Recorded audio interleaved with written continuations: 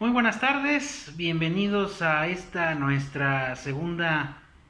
microcápsula de las noticias jurídicas más relevantes de la semana, en el ánimo de que pues todos los que nos están viendo, sobre todo estudiantes de derecho, pues tengan un panorama en palabras sencillas sobre los alcances de estas noticias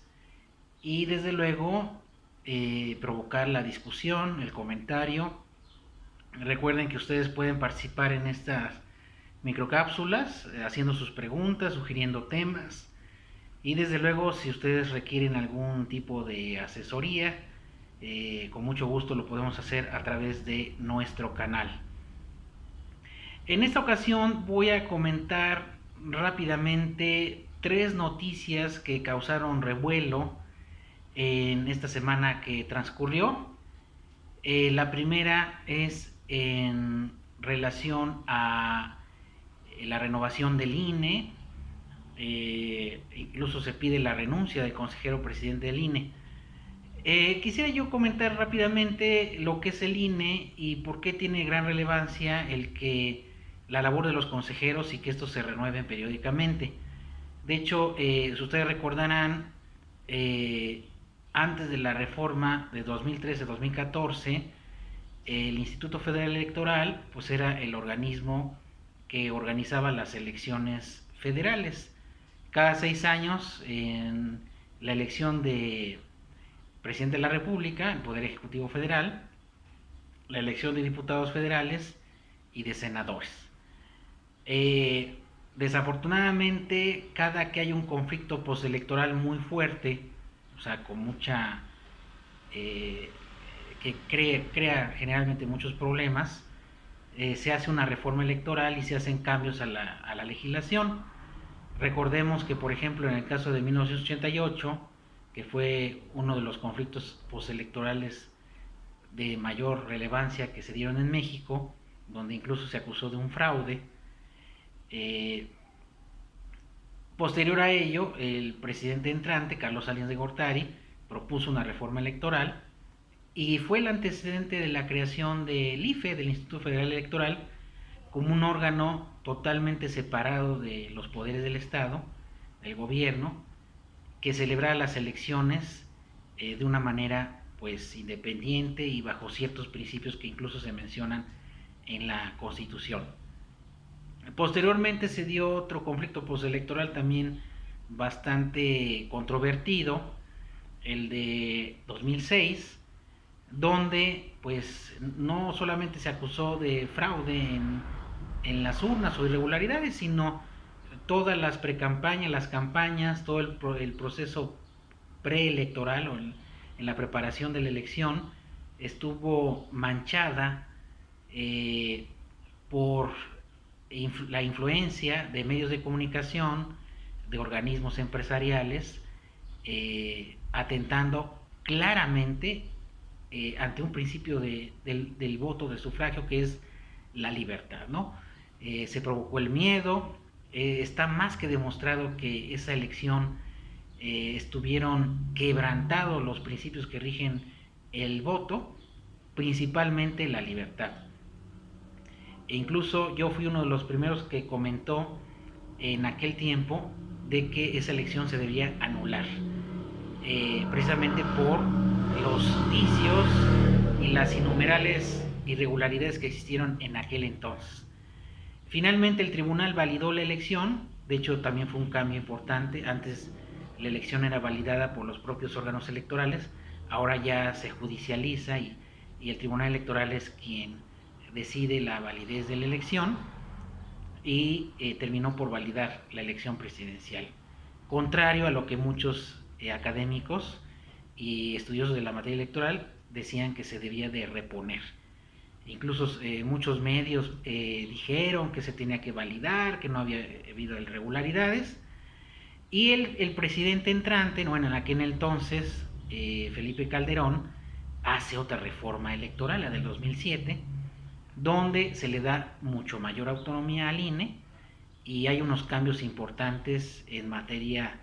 electoral que ahorita no es el caso comentar. Y finalmente la elección del 2012, en donde también hay numerosas irregularidades, no como las que se presentaron en 1988 y en 2006, pero incidieron también en mayor o menor medida en el resultado de la elección. Y aquí precisamente como ya había varios antecedentes en los que el IFE pues desafortunadamente estuvo involucrado, sobre todo me acuerdo muy bien en el 2006, si se decía por parte de los consejeros que el IFE era un organismo profesional, autónomo y otros principios que lo rigen, ¿por qué cuando en aquella noche había, aunque sea un margen de error muy pequeño entre el ganador y el segundo lugar, por qué el presidente consejero del IFE, en ese entonces, Luis Carlos Ugalde, por qué no dijo la realidad? ¿Por qué no dio cifras? ¿Por qué si confiaba en el PREP, en los resultados, por qué no los dio a conocer en ese entonces, no? Y ahí, pues obviamente se sembró la duda otra vez en los resultados de la elección y bueno, pues desembocó en la reforma de 2007 y en 2012 quizá no se dio el mismo panorama, pero también existieron irregularidades y eso provocó que la reforma 2012-2013 pues se transformara el IFE al Instituto Nacional, que obviamente se le dotó de pues mayores facultades incluso para organizar elecciones a nivel estatal, cosa que no hacía, porque este INE, el IFE solamente se encargaba de elecciones federales y no extendía su capacidad de organizar la elección a los estados. Entonces eso fue un cambio bastante importante. Hay quien dicen que eso hizo que tuviera un superpoder el INE, y así fue, y se le restaran atribuciones y facultades a los órganos electorales en los estados, ¿no? Eh, Obviamente que ese cambio pues también respondió a un conflicto postelectoral en ese entonces de la elección del 2012. Básicamente los consejeros pues es el máximo órgano de dirección en ese caso del Instituto Nacional Electoral, y todas las decisiones importantes en materia de organización de elecciones, administración de recursos, se hacen en el seno de ese Consejo General. Y recordemos que los consejeros tienen voz y voto, o sea, tienen poder de decisión en materia de organización de las elecciones y algunas otras que sin duda causan mucha relevancia en el entorno nacional, tanto político como en la organización de las elecciones. Y sobre todo porque el INE es un árbitro, es un regulador, donde hace que los partidos políticos, que ellos mismos se dan sus reglas, pues las cumplan. Y cuántas veces los mismos partidos son los primeros que no cumplen con las reglas que ellos mismos se dan en los procesos electorales y que desde luego manchan ya por sí mismo, manchan los procesos de elección y pues generan discusiones, generan dudas. Por eso es que es muy importante ahorita señalar que la renovación de los consejeros es sana, obedece a un proceso democrático y además pues el que por ejemplo se debata el monto de las percepciones que tienen los consejeros y demás personal de alto nivel del INE, pues pareciera que ellos están en un camino totalmente diferente a lo que esta administración federal ha dicho sobre la austeridad o sobre gente que ganaba pues más de 500,000 pesos mensuales en un cargo público, y que pues es cierto, muchos de los electorólogos, los que estudiosos de esta área, pues mencionan de que pues el INE fue por mucho tiempo un aparato burocrático muy grande. Se derrochaba, al igual que otras dependencias federales, se derrochaba muchísimo dinero,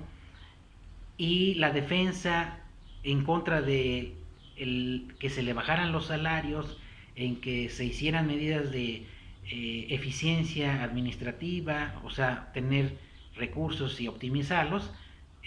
para el INE nunca le importó hasta ahorita que se pone el dedo en el renglón respecto de qué hace el INE, el futuro del INE, etcétera, ¿no? Pienso que es sano que se dé esa discusión interna, porque el INE siempre, al decir que era un órgano autónomo, pues decía, yo puedo hacer lo que quiera,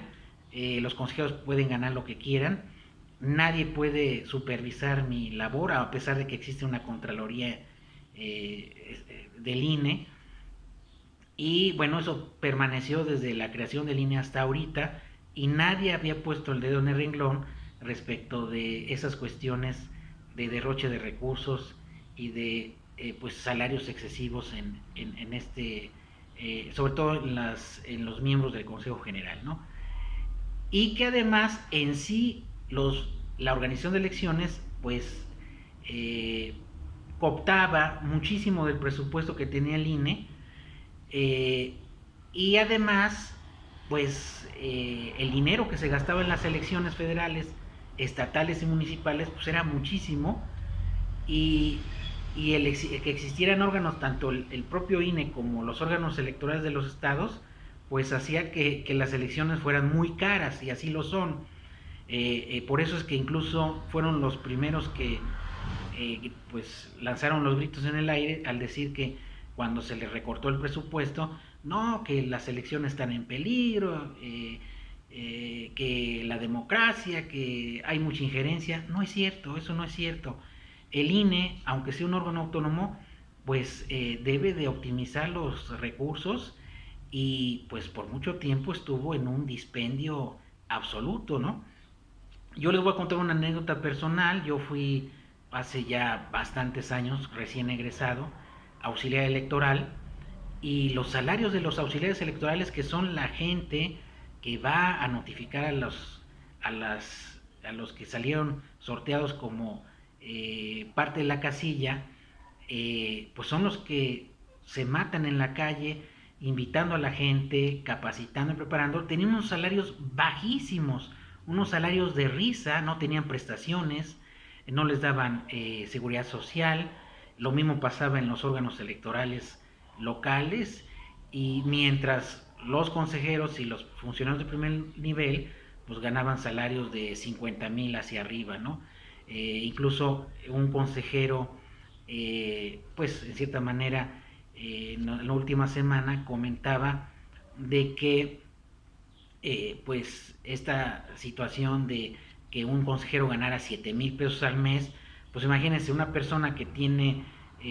pues ingresos por otra actividad y que le invitan a ser consejero, pues no va a querer, los salarios son muy bajos, la responsabilidad es mucha, y esa es una pequeña muestra de cómo la distribución del dinero en estos órganos electorales pues era inequitativa, ¿no? Yo pienso que todos los órganos autónomos, incluidos el INE, deben de ajustarse a esa corriente de austeridad, pero más que austeridad es que ese dinero se gaste con transparencia y se gaste en lo que realmente se necesita, y se eviten dispendios. Por eso es que celebro que cambien las reglas en la elección de los consejeros. De hecho, apenas hace unos días, no me acuerdo si el jueves o el viernes, el Congreso Federal dio las bases de la convocatoria para quienes pudieran acceder a ser consejeros, a los cargos de consejeros que se van a renovar, bajo unas nuevas reglas, bajo, bueno, aparentemente mayores condiciones de transparencia, de equidad en el proceso de selección de quienes organizarán las elecciones que ya están muy cerca, las elecciones intermedias y las elecciones presidenciales en el 2024, ¿no? Ese es un tema que generó mucha polémica, y que desde luego pues los consejeros podrán decir que y argumentar que se está teniendo injerencia en su organismo. Esto no es cierto. Lo que pasa es que pues así como muchos órganos se quedaron sin estar regulados, sin que nadie les dijera nada, pues ellos sienten que pues ya hay alguien que está proponiendo un cambio, sobre todo en hacer más con menos recursos. Esa es la primera noticia que pues comentamos y causó mucho revuelo en esta semana que transcurrió. Luego finalmente otras dos noticias importantes, el que finalmente se diera marcha atrás a la eliminación del delito de feminicidio, que tiene unos 11, 12 años de que se incorporó en las legislaciones locales de los estados, en donde se generó mucha polémica porque el Procurador General de la República, Gers Manero, incluso pedía que desapareciera ese tipo penal. A este respecto me gustaría comentar tres puntos esenciales. Uno, la figura de feminicidio debe de seguir adelante, sí. Aquí hay dos problemas centrales. Una, como cualquier otro delito, pues está atentando contra el bien jurídico de la vida. Particularmente en este tipo penal, la vida de la mujer bajo ciertas circunstancias que hacen que se agrave ese delito, ¿no? Las menciona claramente el Código Penal.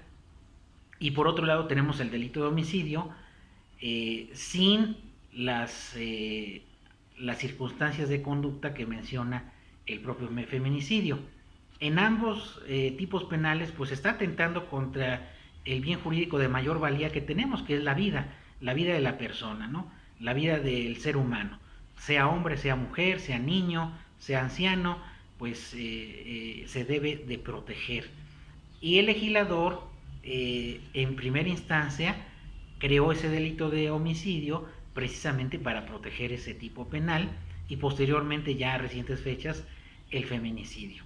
Ahora bien, se ha creado mucha polémica de que incluso el propio procurador lo comentó, de que ha causado dificultades en la investigación del delito y en el Ministerio Público el poder acreditar esas causas específicas que señala la ley, el Código Penal, para causar el homicidio, el feminicidio. Aquí cabe aclarar de que de toda la indagatoria que en su caso el Ministerio Público, la Fiscalía haga, las policías incluso, ahí es a donde ellos van a desprender si se puede demostrar en un proceso esas causas por las cuales se cometió el homicidio de una mujer, en este caso el feminicidio, ya sea por celos extremos o que hay antecedentes de violencia en contra de la mujer, por poner unos ejemplos. Pero si la fiscalía determina que no, de la indagatoria, de la investigación que se haga, que no se causó la muerte de la mujer por esas causas, igualmente tendrá que ejercitar acción penal por homicidio, incluso homicidio calificado. Aquí, pues, ya sea que sea feminicidio o sea homicidio, de todas maneras se debe de proteger el bien jurídico tutelado que es la vida y se tiene que reparar, en este caso mediante una indemnización, el daño a sus familiares producto de ese delito, ¿no? Quizá la controversia sea de que incluso lo escuché de un estudioso en esa área, de que existe mucha presión por parte de las víctimas, de las mujeres que desafortunadamente han perdido la vida en casos que desafortunadamente se han convertido en bastante atroces. Ahorita comentaré algo sobre ello. La presión de que, bueno, mataron a esta persona por ser mujer, automáticamente se convierte en feminicidio. No es cierto. Cabe señalar que se deben de demostrar esas conductas que señala el tipo penal para que se demuestre que efectivamente fue ese delito. Y que eso obviamente ha dificultado en cierta manera el trabajo de los ministerios públicos. Puede ser una de las causas por las cuales incluso se haya comentado el desaparecer este delito. Pero lo que debe de quedar claro para nuestro público es que pues en ambos delitos, homicidio o feminicidio o incluso genocidio, que es otro tipo penal donde también se está atentando contra la vida, pero de un grupo de personas en cuestión de raza, ideología, etcétera, pues en los tres delitos se está afectando seriamente ese bien jurídico tutelado de la vida, ¿no? Ya independientemente se podrá, en base a las pruebas, a lo que se haya indagado en la carpeta de investigación, si es homicidio agravado, si es feminicidio o si es genocidio, por poner un ejemplo, ¿no? Siempre será mucho mejor prevenir delitos y delincuentes. Y esto que me voy, de que en esto que ha estado sucediendo a últimas fechas, de que hemos visto cómo de manera pues desafortunada incluso ha sacudido a la opinión pública de homicidios contra mujeres con saña, con un nivel de violencia extremo, pues debíamos de primero observar qué medidas de prevención podemos tomar ante ello, porque si lo queremos remediar, obviamente la policía, la fiscalía y las autoridades jurisdiccionales tendrán que sancionar con todo el peso de la ley al responsable, pero hay algo que el derecho penal no puede resolver, que es qué lo motivó, qué pasó por la mente de esas personas para causar ese daño a la víctima, eh, y pues el temor a la ley que es inexistente en estas personas, ¿no? Es algo que desafortunadamente nos han quedado de ver los criminólogos y los victimólogos, ¿no? Yo no he visto hasta ahorita una columna seria donde aborde el tema del feminicidio, no desde el punto de vista de la contención y de la sanción, que eso es muy importante, desde luego, el poder perseguir al responsable y todo el peso de la ley contra de él y que responda del daño que ha ocasionado no solo a la víctima, sino a toda la familia, ¿no? Pero también nos vienes a pensar sobre las medidas de prevención, cómo prevenir que estas personas que cometieron esos atroces delitos, cómo prevenir de que pues cometan ese delito. Siempre será mejor prevenir delitos y delincuentes que remediarlos, ¿no? Y eso, les comento, debe de ser explicado claramente desde la perspectiva victimológica y desde la perspectiva criminológica, ¿no? Y yo soy de uno de los creyentes de que la prevención del delito empieza desde el núcleo, desde el seno familiar, desde el seno de la comunidad, desde las familias. Incluso me parece acertado esos comerciales donde escuchemos a los hijos, entendamos su silencio, con quiénes son sus amistades,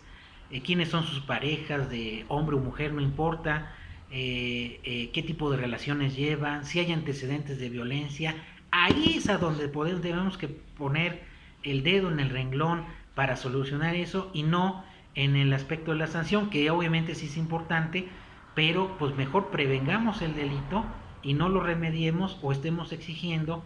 que investiguen eso si se pudo haber prevenido en su tiempo. Eso es una opinión obviamente muy personal,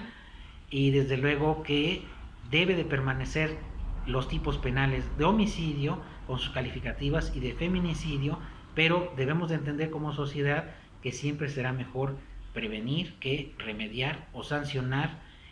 como desafortunadamente hasta ahorita nos hemos enfocado en eso y no en el tema de la prevención. Y finalmente, en esta pequeña cápsula semanal, que como hemos señalado, cada semana haremos comentarios sobre las noticias más importantes, es precisamente el de la reforma judicial. Sin duda este es un gran precedente, es inédito incluso el que el propio presidente de la Suprema Corte diga que pues el apoyo del Ejecutivo para presentar una reforma de ley en donde pues se combate la corrupción desde el seno del Poder Judicial Federal, aquellas conductas que, igual como lo comentábamos en el INE, pues había irregularidades, actos de corrupción, acoso, hostigamiento laboral, hostigamiento sexual, y pues nunca se decía nada, ni por parte de los medios ni por parte de las autoridades. Hasta ahorita se están haciendo las medidas que ahorita son legislativas, porque apenas se presentó la reforma constitucional y legal, la ley orgánica del Poder Judicial, etcétera, todo el marco legal involucrado. El discurso se me hace excelente que lo haga la propia cabeza del Poder Judicial, porque era uno de los poderes intocables, era uno de los poderes que pues siempre permanecieron en su zona oscura, en su zona donde nadie les decía nada, y pues tomando esa corriente que se me hace muy buena de la corrupción es el astra de México, también el Poder Judicial se se una a pues a esas iniciativas para que se evite precisamente el que se continúe la corrupción, el tráfico de influencias e incluso el nepotismo en el Poder Judicial Federal. Y lo mismo tendrá que suceder con los poderes judiciales de los estados, que hasta ahorita pues están muy cómodos, desde los presidentes de los tribunales hasta los jueces, aparte del mal servicio y la ineficiencia, corrupción dentro del seno de los poderes judiciales de los estados, tráfico de influencias, conductas de hostigamiento y muchas otras irregularidades, y esos poderes judiciales también van a tener que tarde o temprano ajustarse a pues este modelo, a esta corriente que inició con el Poder Judicial Federal, que lo aplaudo como abogado. Incluso también los abogados debemos de responder a esos llamados de combate a la corrupción, y que desde luego pues esto será una de las tantas medidas que en su momento se tendrán que hacer para que pues se dé pues la tan ansiada transformación que queremos, ¿no? Pues básicamente esos eran los tres temas que quería yo abordar en esta microcápsula semanal. Recuerden, tenemos las vías de contacto a través del chat de YouTube, y también recomendarles nuestros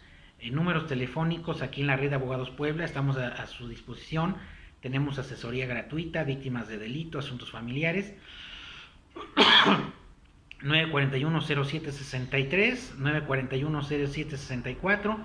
22 24 25 18 47 y 22 26 97 94 88. Aquí en Puebla, todos los que requieran asesoría, con mucho gusto nos pueden contactar. Tenemos a nuestros asistentes, estudiantes y pasantes de derecho con gran responsabilidad, muy profesionales desde ahorita, incluso desde que son estudiantes, y bueno, hemos estado procurando de que pues ellos sean los que tengan el apoyo hacia los que requieren esa asesoría. Y también recuerden, hemos abierto la apertura de nuestra nueva corresponsalía en Playa del Carmen, en Puerto Morelos, abarcando Playa del Carmen y Cancún. Asesoría contable, fiscal, en materia civil, familiar, administrativo, amparo, con nuestra compañera licenciada María Elisa Rodio, contadora también. Les dejo su domicilio, calle Quintana Pali, manzana 17, casa 70-B, Villas Morelos 2, en Puerto Morelos, y su número 998-88-57-104, repito, 998-88-57-104, y nuestros correos electrónicos, reddeabogadosdemocráticos@gmail, aquí en Puebla y en toda la República, y para nuestra compañera que les atenderá con mucho gusto en Puerto Morelos, reddeabogadospuertomorelos@gmail.com. Me dio mucho gusto saludarlos y estoy en espera, obviamente, de sus comentarios y de sus inquietudes sobre estos temas que hemos comentado. Muchísimas gracias.